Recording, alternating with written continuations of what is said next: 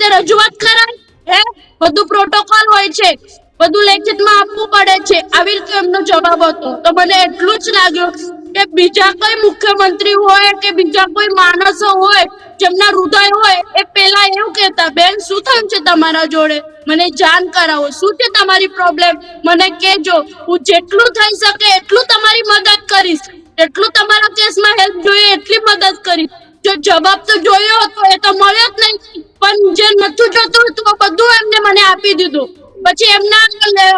ગયા પછી પોલીસ વાળા અમે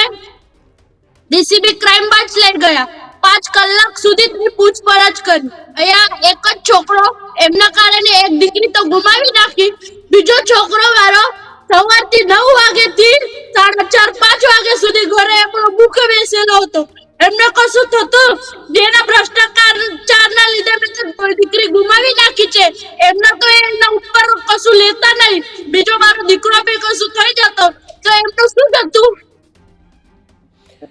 બેન તમારા